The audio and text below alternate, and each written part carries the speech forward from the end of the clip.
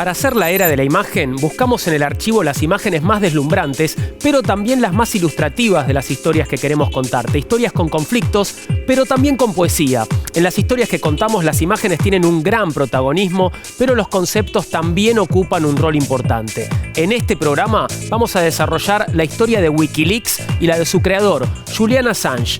¿Un justiciero o el malo de la película? Seguramente ni una cosa ni la otra. Assange es un tipo muy difícil de clasificar, para bien o para mal, un fuera de serie. También vamos a mostrarte un viejo programa de culto de la genial Juana Molina, un informe sobre la nueva película de animación sobre Vincent Van Gogh, Loving Vincent, y un par de sorpresas más. Te doy la bienvenida a la era de la imagen. Los alquimistas fueron los primeros que experimentaron con los procesos químicos para fijar una imagen. Luego, en el siglo XIX, se inventó la fotografía. Otros más tarde inventaron el cine, luego la televisión, hasta que llegó Internet y todo cambió para siempre. Tenemos la posibilidad de producir imágenes y transmitirlas a todo el planeta. Con algunos programas hasta inventamos imágenes soñadas, borrando los límites entre fantasía y realidad, y llegamos a lugares a donde nunca estuvimos. Aprendimos a posar, a seducir, a mentir, a disfrutar de la ficción y a opinar sobre el documental. Entendimos la diferencia entre el análisis del discurso y el discurso analizado. El mensaje directo, el emisor, el receptor y el canal. Fuimos al cine, el cine vino a casa y ahora somos todos los que filmamos y fotografiamos sin parar. Y empezamos a mirar y a mirarnos en YouTube y a encontrarnos en Facebook. Hablamos y nos vemos por Skype. Si me gusta te lo paso por WhatsApp o te lo subo a la nube y lo publico en Instagram. Podemos decir que evolucionamos, pero lo que no podemos negar es que hoy vivimos en la era de la imagen. Julian Assange es sin dudas uno de los personajes más controvertidos de los últimos años a partir de las filtraciones que el sitio Wikileaks viene publicando desde 2007. Para algunos, Assange es un genio, para otros, sin negarle esa cualidad, es un demonio. Podría decirse que Julian Assange se convirtió en el hacker más peligroso y también, por supuesto, en el más eficiente. Sus acciones sirvieron para abrir debates que hoy son relevantes en todo el mundo. ¿Debe haber límites para la circulación de la información en un Estado democrático? ¿Todo puede o debe ser publicado? ¿Qué rol deben cumplir los medios y el periodismo en estos tiempos? ¿Estamos frente a un héroe de la lucha por la libre expresión o frente a un ególatra con ansias de figuración? Alrededor de la figura de Assange crece una leyenda que en buena medida él también se encargó de alimentar. Empecemos a conocerla.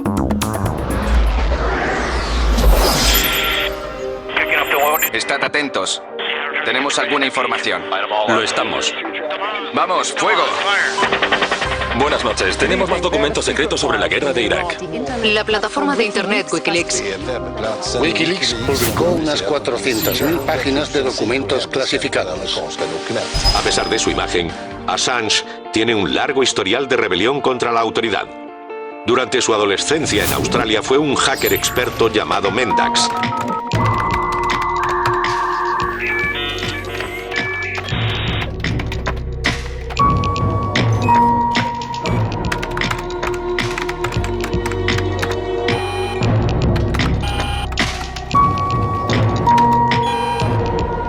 Hi. G'day. This is what they're using. You can connect to phone lines. This is called a modem. It's what makes the calls.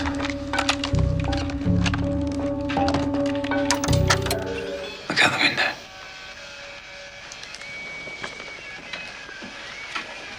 Pick us up, Ed. Why? Just do it. Okay, Oakley.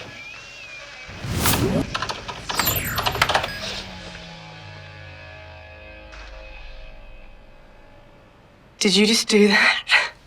Pick another one. No! Come on. All those poor people in the dark? They're happy. Did you know that 9 months after a blackout, there's always a rise in the number of childbirths? It's true. Este australiano, que estudió física y matemáticas y habría hecho lo propio en filosofía y neurociencia, conoce desde muy niño la vida azarosa que significa esconderse y escapar. En su temprana adolescencia, tras la separación de sus padres, tuvo que fugarse de un nuevo hogar junto con su madre y su medio hermano, porque su padrastro, al parecer, pertenecía a una peligrosa secta. Wank. Worms against nuclear killers. What the hell's a worm? It's a program that attacks other computers. It shut down NASA. You're kidding. Today's launch of the probe to Jupiter was called off after NASA's computers were infiltrated by what the agency is referring to as a computer virus. Encontramos una puerta trasera en el Centro de Coordinación de Seguridad Militar de los Estados Unidos. Es el sumum de la seguridad. Gestiona la seguridad de la Internet militar de Estados Unidos. Tuvimos un control total durante 2 años. They've dialed in.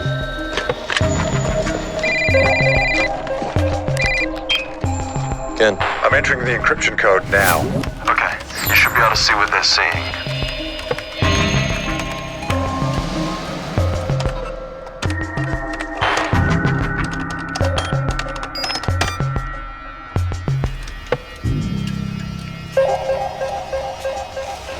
Look, what can you see? What are they looking at? They're military targets in Iraq. Are you recording it? Have you got it? Have you got it? Demostró muchas veces su pericia para infiltrarse en el universo de códigos y teclas que guardan secretos. Se hizo hacker. Look, right now the United States is at war in the Middle East, and your son has hacked into the US military database. Do you understand what that means? The Americans are looking for him right now here in Australia. Do you know what's going to happen if they find him first? Look, you've probably realized by now that my son sees the world differently to most people.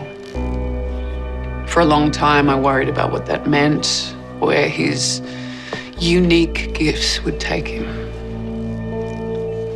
Julian could become anyone he wants to. He could achieve anything he set his mind to.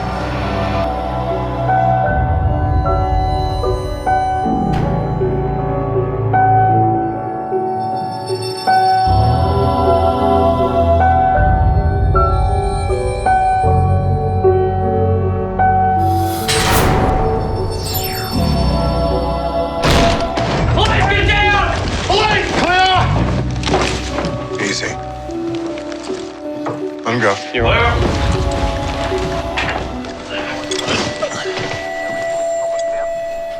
Hello, Julian. I'm Detective Sergeant Ken Roberts. I believe you were expecting me. What's this? It's a civilian shelter in Baghdad. I was bombed yesterday. 400 dead. Women and children. They knew it was a civilian shelter. That's ridiculous. It was an accident. They would never do it on purpose. I can prove it. It's all there.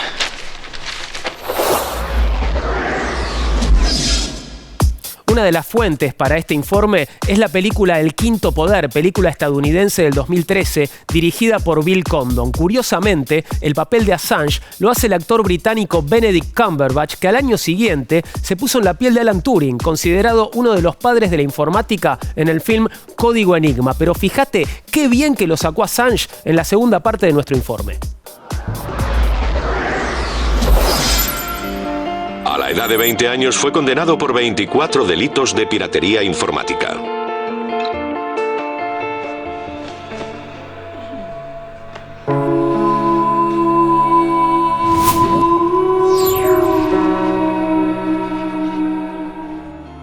El juez decidió que Assange era, sencillamente, un chico curioso sin malas intenciones. Fue condenado al pago de una multa simbólica. Pero el juicio reafirmó su punto de vista sobre la libertad de información.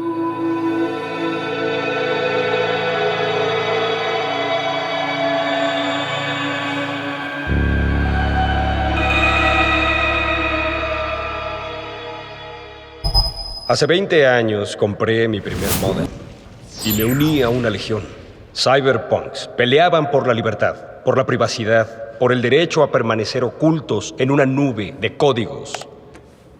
Hoy los hackers lo dan por hecho, pero navegan en Internet gracias a los programas que creamos para ocultar datos, para ocultar nuestra identidad.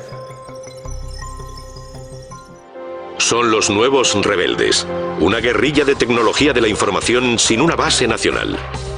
La batalla se libra en dormitorios de estudiantes, cafés y servidores de Internet de todo el mundo. Y está sucediendo ahora mismo.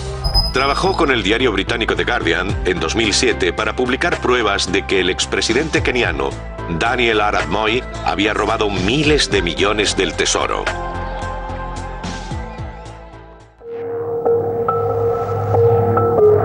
Amnistía Internacional premió su organización, Wikileaks, en 2008 por sus filtraciones sobre las ejecuciones sumarias de la policía en Kenia.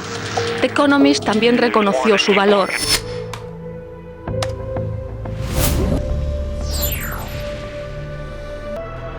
La nota estelar de hoy es que la Casa Blanca se defiende de la fuga de más de 90,000 registros militares. Vino de una organización que no existía hace 5 años, Wikileaks. The New York Times, el británico The Guardian y el alemán Der Spiegel coordinaron la publicación de lo que se compara con los informes del Pentágono en tiempos de Nixon. Incluyendo numerosas bajas civiles y escuadrones de fuerzas especiales.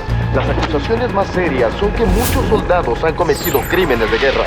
Se ha dicho mucho después de la fuga masiva de documentos de Afganistán. Los 250.000 documentos distribuidos por Wikileaks se han convertido ya en la mayor filtración de la historia. Un revulsivo que ha azotado los cimientos de la comunidad internacional y ha puesto en jaque a la mismísima diplomacia de Estados Unidos. Es solo una página, ¿no? No es una célula terrorista. ¿Llamo al Departamento de Justicia? Ellos dirán que es por la primera enmienda, ¿sí? ¿Y si no lo hacen?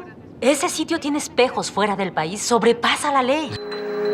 Lo que ya se ha bautizado como el 11 de septiembre de la diplomacia está todavía en fase de análisis.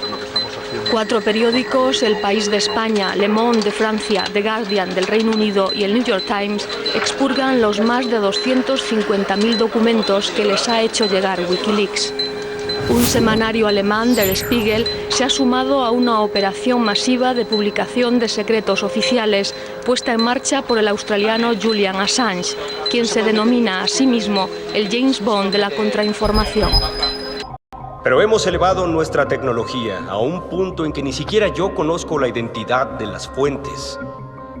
Y si la identidad del informante es secreta, entonces no tienen de qué temer. Como Oscar Wilde dijo, dale a un hombre una máscara y te dirá la verdad. Como todos sabemos, Juana Molina es una artista muy difícil de clasificar y consagrada internacionalmente en el mundo de la música. Pero, si todavía no cumpliste los 30 o la memoria te falla, tal vez no tengas presente que a Juana la conocimos antes como comediante. Entre 1991 y 1993 brilló en Canal 13 con su programa Juana y sus hermanas. Ahí desplegaba una gran galería de personajes absolutamente desopilantes. Muchos vieron en ella una especie de reencarnación de la legendaria Nini Marshall, pero los planes de Juana eran otros y sorprendieron a la gente del medio y sobre todo a su público cuando decidió retirarse de la actuación para dedicarse a la música. Sin duda, Juana Molina y todas sus hermanas se han ganado un lugar de privilegio en la era de la imagen.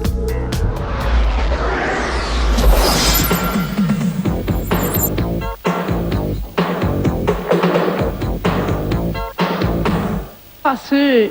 Vamos a contarles lo que sucedió, cómo fue la cosa que nos transformó, quién tiene la culpa de lo que pasó, así la liga.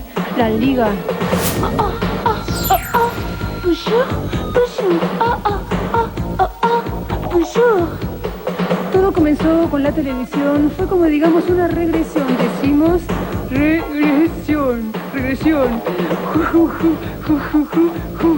Así. Fueron muchas horas frente a la pantalla. Después de ver tanto casi se desmaya. Pero si ponemos buena voluntad, yo pienso que todo puede mejorar. Cállate, estúpida idiota. Cállate, idiota. Así. No solo pensemos en las desventajas. Somos diferentes, pero toda maja. Ser muchas mujeres en una mujer es algo que un tío puede enloquecer. Así. ¡Olé! En el próximo bloque vamos a recordar el que se considera el primer video viral de la historia y continuamos con la provocadora historia de Wikileaks y las andanzas de su creador, el insondable Julian Assange. Esto es La Era de la Imagen.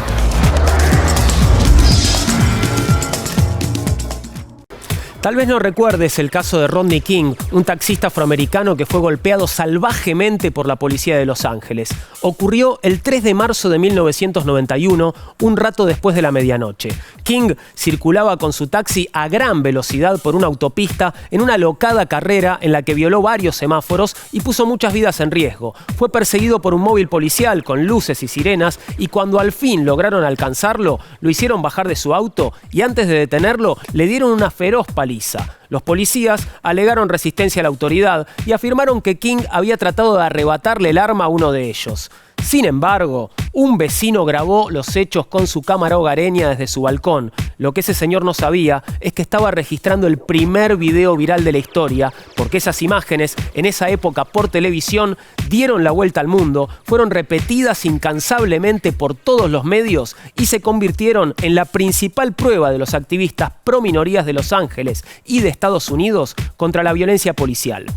A pesar del escándalo, al año siguiente los policías fueron declarados no culpables por un jurado en su mayoría blanco. Este fallo desató una ola de indignación popular que duró varios días y tuvo un saldo de 50 muertos, 2.000 heridos, múltiples saqueos y cuantiosos daños materiales. La violencia policial no terminó, pero con las cámaras en manos de los ciudadanos, algo cambió para siempre. Sunday, March 3rd, 1991. 12:30 a.m.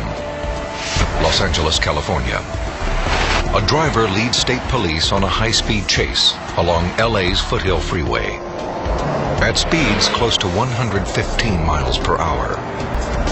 Finally, the chase stops just beyond the intersection of Foothill and Osborne. Police sirens awaken a man in a nearby apartment, who goes out on his balcony and begins videotaping.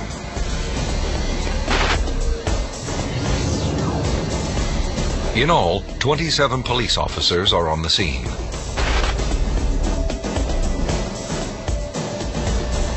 Two officers deliver a series of blows to the driver, 25-year-old Rodney King. They strike King 56 times before taking him into custody.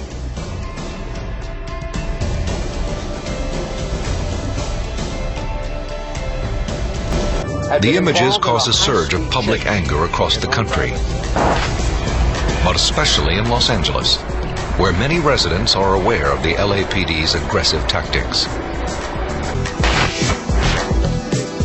Wednesday, March 6th. A battered Rodney King learns the district attorney has dropped charges of resisting arrest.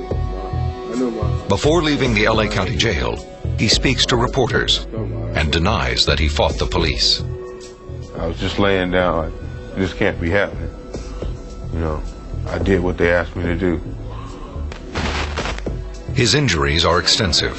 Numerous skull and facial fractures, a broken leg, and severe cuts and bruises.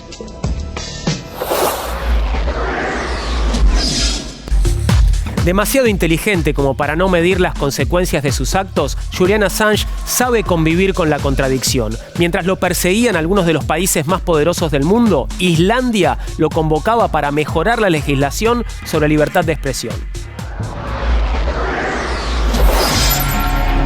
Un gigante de la informática, Wikileaks ha revolucionado la red usando nuevas tecnologías para acabar con costumbres diplomáticas de siglos de antigüedad.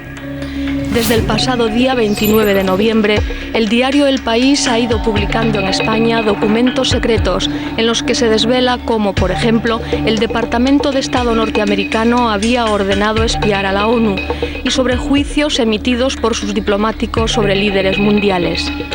Desde el líder ruso Vladimir Putin, cuyo Estado se califica de mafioso, hasta la poca fiabilidad de su aliado Silvio Berlusconi. Un pandemonio planetario.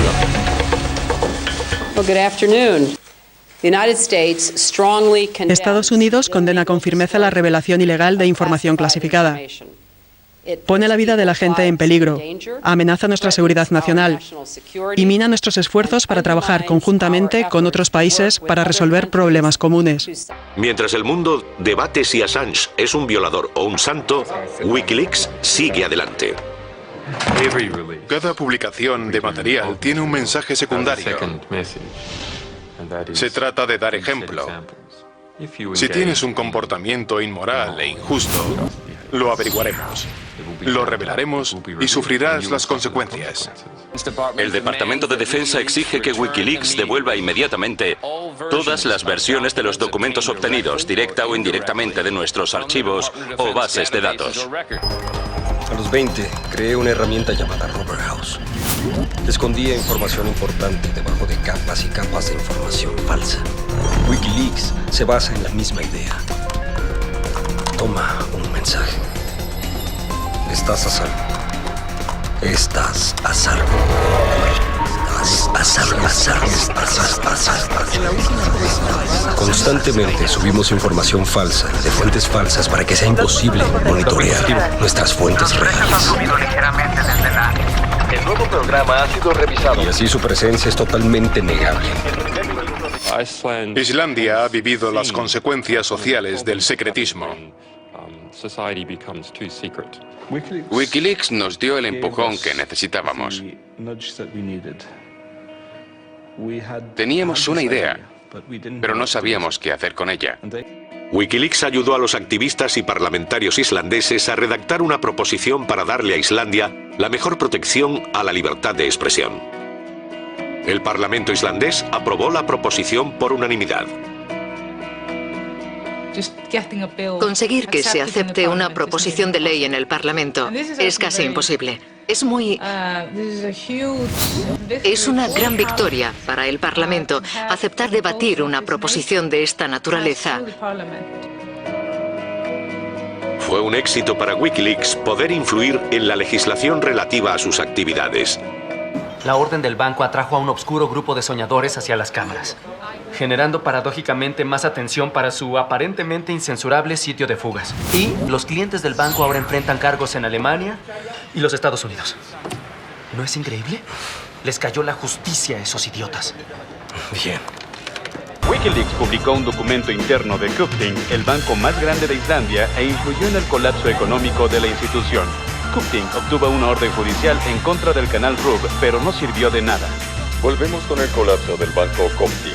Debido a que recientemente la Corte intervino, no podemos contarles toda la historia.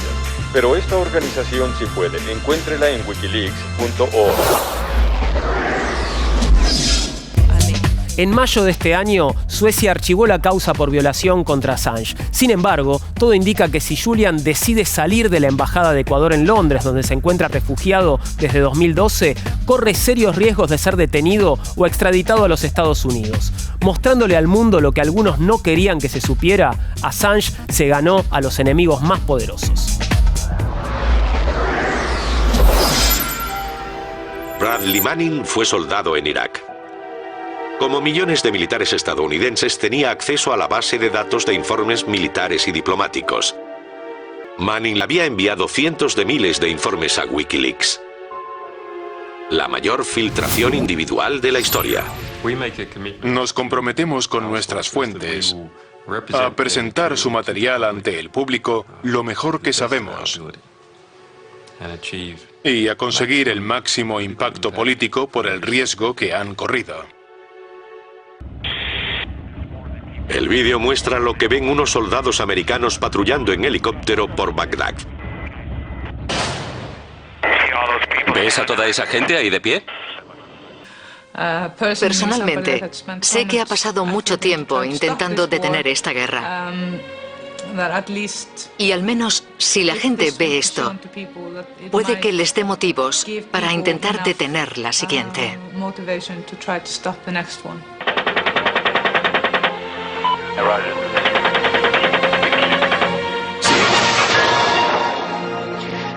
Una grabación en la que se ve a los soldados estadounidenses matando a civiles en Irak. Se filtró desde la comunidad de defensa a una página web. Wikileaks ha difundido un vídeo controvertido. Wikileaks ha sido definido como un factor importante en el nuevo panorama mediático. Con el vídeo del helicóptero, Wikileaks alcanzó la fama que buscaba. El firewall de la censura china fue perforado esta semana. Wikileaks publicó 35 videos de las protestas tibetanas que se hicieron virales. Seguimos el incendio del reactor Monju. Los oficiales cuantificaron los daños y negaron la existencia de un video que muestre el derrame de sodio. El video puede verse en el sitio de Wikileaks. Julian Assange, el fundador de Wikileaks, le ha pedido a la Unión Europea que proteja a los periodistas y a los informantes que hacen importantes revelaciones. En un foro sobre periodismo en el Parlamento Europeo. En las grabaciones que aparecen en Wikileaks, el vicepresidente de Petroperú, Alberto Quimper, y Rómulo León Alegría, un político peruano prominente. Julian Assange, en una visita relámpago a Estocolmo, ha provocado un alboroto mediático. Nadie quiere perderse al hombre que hay tras la web. Pero unas horas más tarde, todo cambió.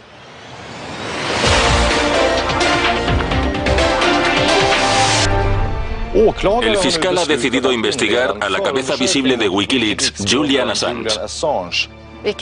Julian Assange fue interrogado anoche. Las autoridades suecas han emitido una orden de arresto del fundador de Wikileaks, Julian Assange, que está acusado de violación y abusos. Este hombre, que suele transportarse en motocicletas, recibió el año pasado la oferta para escribir su biografía a cambio de $1,5 millones. Dijo entonces que aceptaba porque necesitaba el dinero.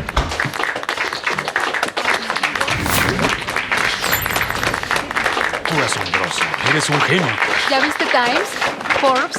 Oye, Larry King quiere entrevistarte. Julian. Vizca y B. Julian.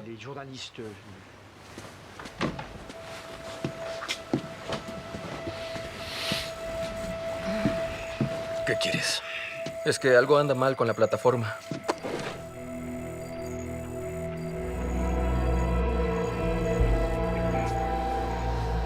La deshabilitaron.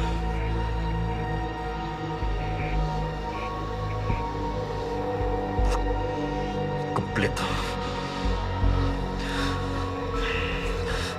Nadie podrá subir información.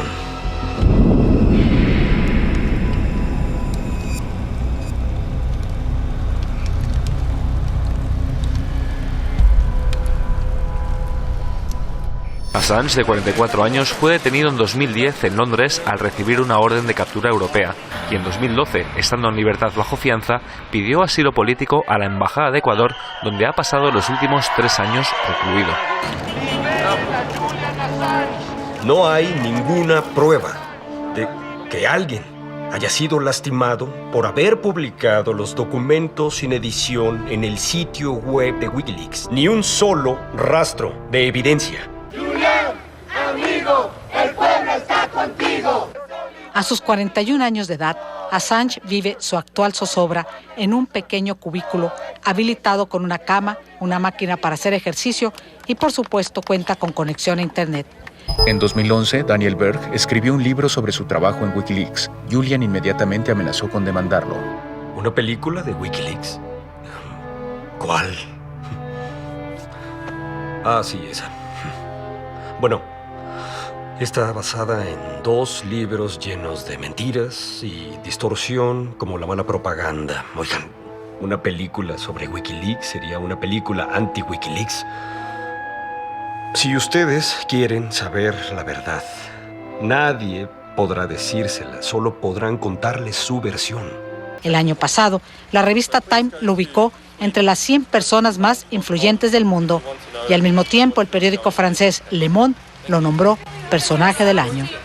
No olvides lo que Solzhenitsyn dijo. Nadie puede bloquear el camino a la verdad. Y Solzhenitsyn ni siquiera tenía Twitter. Por favor. Yo crecí en el este. Y si hubiera escrito sobre una tubería rota, estoy segura de que ellos lo sabrían. Tal vez me hubieran interrogado o encarcelado. Yo creo, señor Assange, que con alguien como usted, el muro habría caído casi de inmediato.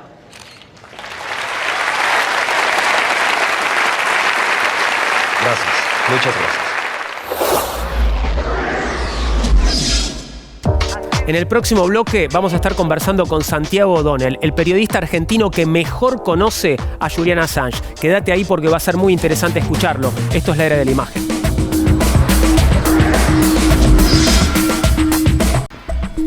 Nuestro invitado de hoy en la era de la imagen es el periodista argentino que más sabe sobre Wikileaks y Julian Assange. Lo ha entrevistado en varias ocasiones. Santiago O'Donnell, gracias por venir. Bienvenido, te necesitábamos. Qué gusto estar acá. Gracias, Juan. Bueno, autor de ArgentLeaks, en este momento estás promocionando Argent Papers sobre el escándalo de los Panama Papers, pero no es ese el tema que nos ocupa hoy, sino Julian Assange. Quisiera que arrancaras contándonos, bueno, cómo fue el comienzo de tu relación con Julian, relación periodística por supuesto, y las sucesivas entrevistas. Y bueno, la primera fue en un castillo, cuando él todavía estaba con una tobillera electrónica, buscado, digamos, por las autoridades suecas, y él estaba en Gran Bretaña.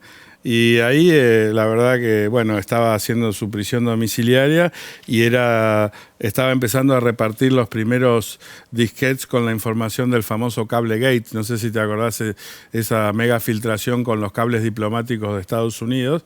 Y entonces, bueno, me había elegido para tenerlos, hacer la primera presentación de esos cables en la Argentina.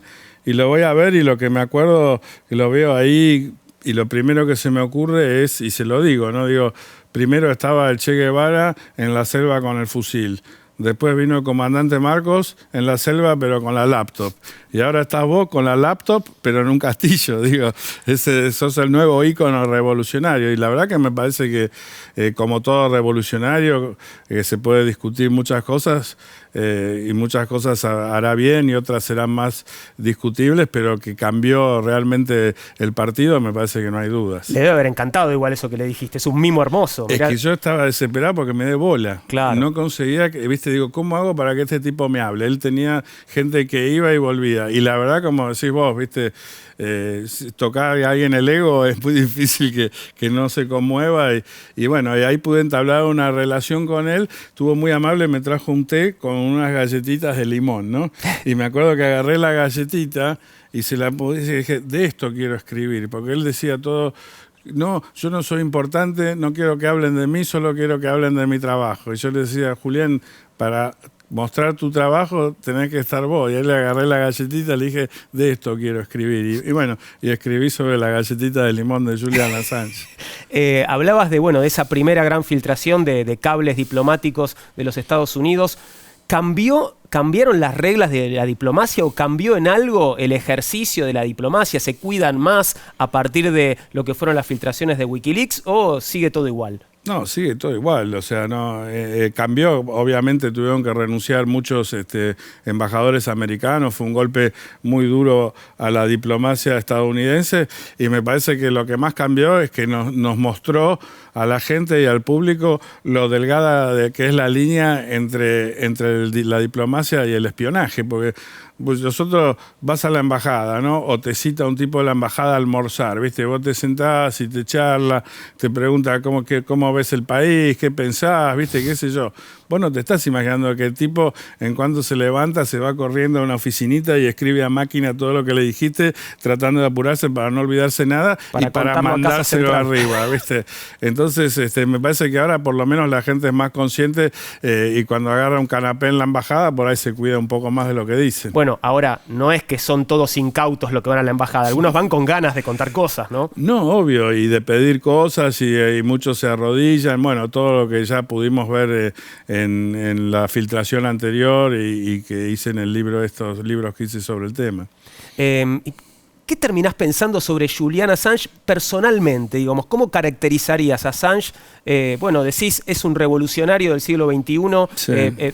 ¿Lo dijiste para endulzarlo o lo pensás realmente? No, ya te dije que el tipo, porque de vuelta, digo, el Che Guevara asesinó a mucha gente. Yo no digo viva la revolución, no digo viva el Che Guevara, digo, pero no le vamos a desconocer la dimensión que tuvo el Che Guevara y la influencia que tuvo en la década del 60 en la Argentina y en el resto del mundo. Bueno, lo mismo te digo de Assange, digo, no soy yo para juzgarlo si es bueno, si es malo. Lo que digo que el tipo cambió la manera en que nos comunicamos, digamos, entramos en la era de la transparencia transparencia total, donde todo se sabe sobre todos nosotros, pero muy pocos tienen acceso a esa información. Y esos que tienen acceso a esa información son los que tienen el poder. Si antes las guerras eran por el control de los recursos naturales, hoy las guerras son por los controles de la base de datos, porque vos podrás tener 10 pozos de petróleo, pero si yo tengo tu cuenta bancaria, sé dónde está tu plata, la puedo mover, tengo tu tarjeta de crédito, no necesito realmente tener 10 pozos de petróleo. Entonces, hoy en día las megafiltraciones enormes que ha habido hasta ahora, 3 grandes, la de Assange, seguida por la de Snowden y después la de los Panama Papers, son como bombas atómicas en esta guerra de la información, ¿no? Las 2 primeras le pegaron a Estados Unidos y la tercera le pegó a los rivales geopolíticos de Estados Unidos, que son China y Rusia, y no a Estados Unidos. Entonces, me parece que no es casualidad que Putin acusa a Estados Unidos cuando salen los Panama Papers, o que Obama o Hillary Clinton acusan a Rusia cuando aparecen las cosas de Snowden o las de Assange. ¿Cambió el ejercicio del periodismo o Assange de algún modo expone, no sé, la falta de coraje del periodismo o la falta de empuje para investigar? Sí, más que eso creo que expone los tremendos conflictos de interés. Yo creo sí que estas megafiltraciones, o por lo menos fue lo que yo descubrí, ¿no? Te dicen mucho sobre el tema específico, ¿no? Obviamente que los cables diplomáticos te hablan mucho de la política exterior de Estados Unidos, te hablan muchísimo de cómo las personas dentro de esos países son vistas por Estados Unidos y todo tipo de cosas, pero también y sobre todo, y lo que más novedoso me parece es cómo interpelan a los medios, porque te demuestran cuáles son los límites de los medios, porque uno dice, bueno, entonces un medio no informa sobre tal cosa, y ahí te das cuenta, bueno, ¿cómo va a informar sobre este tipo que es el principal avisador? O cómo va a informar sobre empresas offshore de otra gente cuando el propio medio tiene empresas offshore. Entonces llega una limitación donde decís un poco la formación de Assange tiene una formación muy interesante, por un lado de hacker, por otro lado de activista ocupa, que le da la parte social, digamos, pero por otro lado, y muy interesantemente, es matemática cuántica, es un gran interés de él, y él lo que busca es cómo llegar del documento primario a que la mayor cantidad del mundo lo lea y no lo pueda dudar, porque digamos, qué sé yo, si yo te pago una coima a vos, ¿no? Y de repente hay una grabación donde dice, Juan, acá te pagué la coima y te la deposité en la cuenta tanto, bla, bla, bla, y ese es mi voz, y ese es tu voz. Nadie, ese es el documento que lo demuestra. ¿Viste? Claro. Si vos vas a un documento del Departamento de Estado que dice, hicimos la guerra en tal lado y matamos a tal tipo y lo ocultamos, entonces él quiere ir al documento más básico y que esté todo abierto, que cada cual haga la interpretación que quiera, y eso me parece que, digamos, es mucho más de acuerdo con la manera de editar de YouTube, de Facebook, de los nuevos medios, donde es el lector el que decide. Y ya el trabajo del editor de filtrar, de curar, queda un poco de lado para las boutiques. Pero como los nuevos medios masivos buscan esto, ¿no? Toma todo y el editor sos vos. Ese sería el sentido de publicar el material de algún modo en bruto, digamos. Exacto. Y me parece que eso es lo que estamos viendo, y ya no solo en las grandes filtraciones, ya empieza a haber por ejemplo, hay una especie de Wikileaks de la ecología, hay otro de Medio Oriente, y ahora empiezan realmente también lo que estamos viendo, un nuevo fenómeno, que son las guerras de filtraciones y de hackeos entre países, ¿no? Porque por un lado vemos a Corea del Norte hackeando lo de Sony, por otro lado vemos a Rusia interviniendo en la elección de Estados Unidos.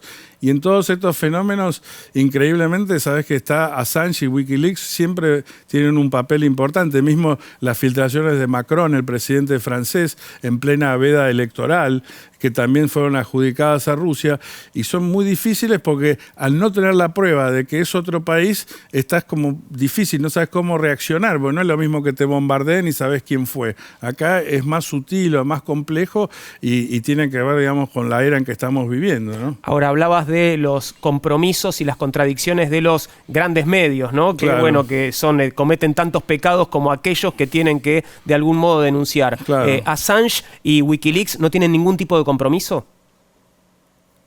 Me parece que Assange, digamos, es un tipo que le gusta jugar solo. Es un tipo que tiene un ego muy saludable y me parece que tiene una inteligencia muy loca, porque yo lo veo como que es un tipo totalmente impulsivo, ¿no? Que se manda a cualquiera y después tiene como la gran capacidad de teorizar sobre lo que hizo completamente impulsivamente, ¿no? Entonces tiene un problema con unas chicas en Suecia, lo acusan y de repente el tipo lo acusan de algún delito sexual, el tipo consigue poner en cuestión la orden internacional de arresto de la Unión Europea porque no respeta los derechos de los inmigrantes y se arma un gran debate en toda Europa sobre la orden de arresto europeo y es el tipo tratando de zafar de las minas con la que estuvo ¿viste? Y así lo mismo, usa a Rusia, interfiere en la elección de Estados Unidos y después, yo creo que ahí lo hace casi como, está buena la marca, vamos, y después, bueno, porque en realidad es Rusia contra Estados Unidos, porque si fuera información de Rusia contra los chechenos no la usaría porque el más débil no quiero que se use, o sea, me parece que él... Hay una moral, hay ahí en juego algún tipo de moral. Hay algún tipo, por eso, es un tipo que parece muy amoral, pero que tiene, ¿no? Y lo básico de él es que las corporaciones hoy en día son demasiado opacas y nosotros los individuos somos demasiado transparentes. Entonces, él se ve como el justiciero que a través, primero era con el hackeo y ahora lo mejoró como que alguien adentro de esa corporación se arrepiente y cuenta lo que moralmente le ofende. Entonces crea Wikileaks para esos arrepentidos. Entonces la manera de hacer las corporaciones más transparentes es a través de estos arrepentidos y de las megafiltraciones. Y la manera de hacer al individuo más opaco es a través de la encriptación, que es algo que él promueve activamente y que no por nada ha sido declarado en varios tratados internacionales como un arma de guerra. Una última pregunta y brevemente, el futuro de Julian Assange, ¿va a poder salir de su refugio? ¿Va a poder tener una vida más o menos normal? ¿Qué te imaginas? Va a poder salir de su propio laberinto, de su propia cabeza. Yo tengo mucho miedo por la salud de Julian Assange, es más, temo no volver a verlo, porque la verdad es que él ha sufrido un gran deterioro. ¿Vos te imaginás lo que son 3 o 4 años, 5 años en 3 dormitorios, o sea, sin ver el horizonte, sin ver la luz, sin tener tratamiento dental, sin tener tratamiento médico? Santiago, muchas gracias por haber venido, fue un placer conversar con vos. A ustedes les digo, a vos te digo, tenés que leer ArgentLeaks, tenés que leer Argent Papers, 2 libros fundamentales. Santiago O'Donnell aquí, su responsable. Gracias por haber venido. No, muchas gracias, Juan. Después del corte vamos a ver una joya, cómo se hizo Loving Vincent, la hermosa película de animación sobre Van Gogh y alguna cosita más, Médicos Sin Fronteras, una organización que vale la pena que conozcas en un poco más de detalle. Nos quedan algunas sorpresas también, quédate en la era de la imagen.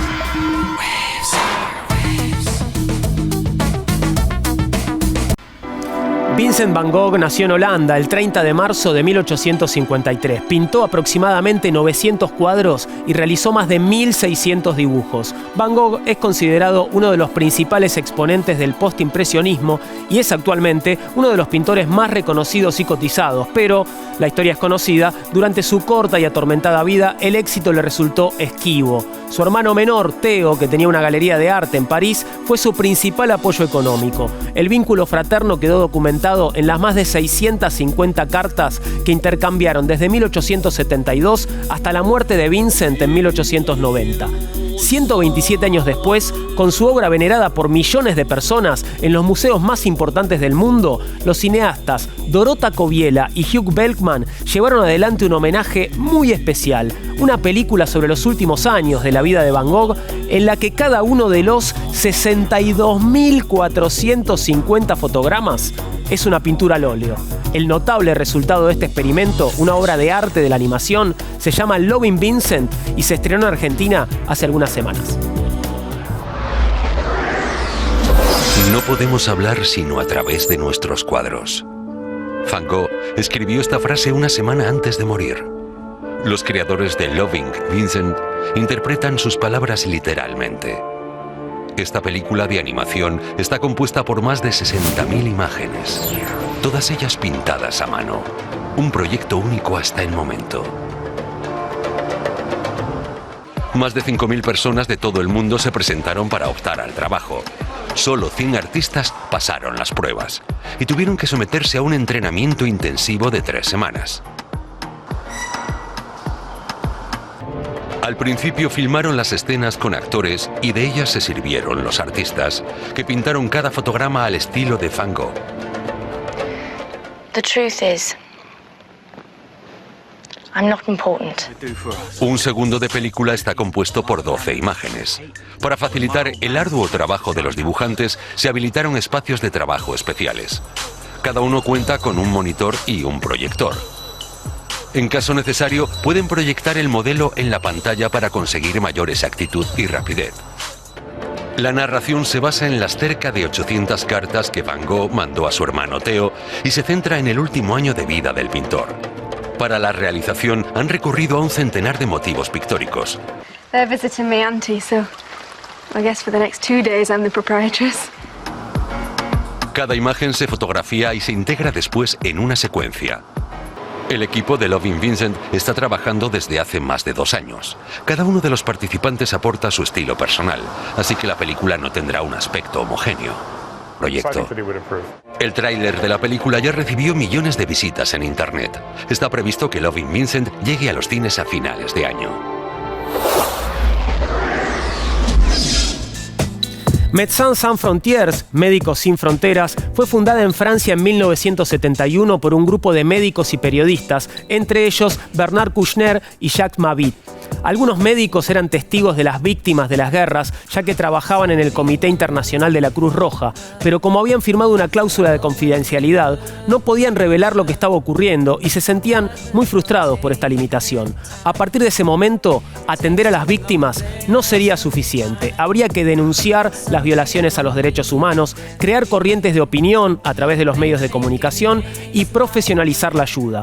Actualmente, Médicos Sin Fronteras cuenta con casi 5 millones de socios, 3.000 voluntarios trabajando en programas humanitarios en 70 países. El mayor porcentaje de la financiación de Médicos Sin Fronteras es privado, pero también reciben algunos fondos públicos. En 2016 renunciaron a la financiación de la Comunidad Económica Europea por la política antiinmigratoria de varios de sus miembros. En este informe contamos brevemente su historia, sus actividades y le agregamos la espontánea mirada de los niños que siempre dicen la verdad.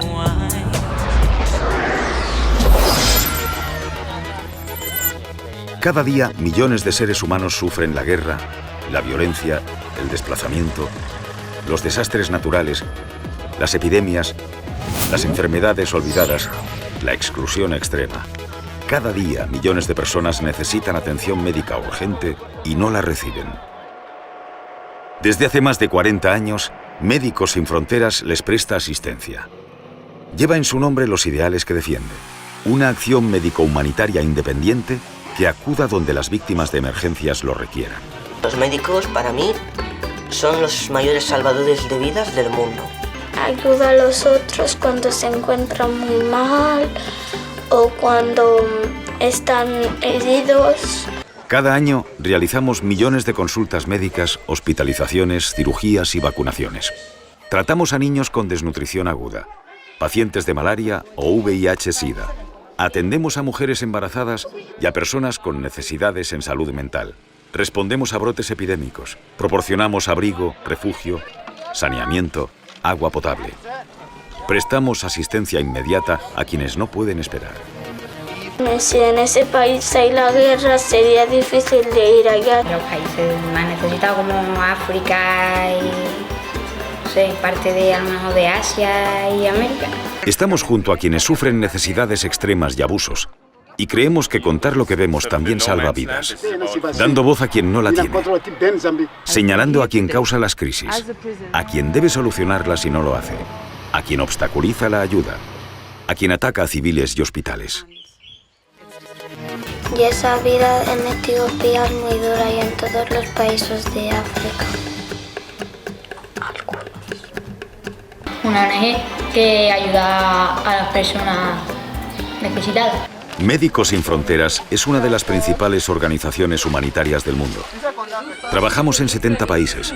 Somos médicos, enfermeros, logistas, financieros, psicólogos, periodistas. El sufrimiento no conoce fronteras Por eso reivindicamos el acceso a quienes necesitan ayuda médica urgente, estén donde estén. Y seguimos luchando cada día por llegar hasta ellos.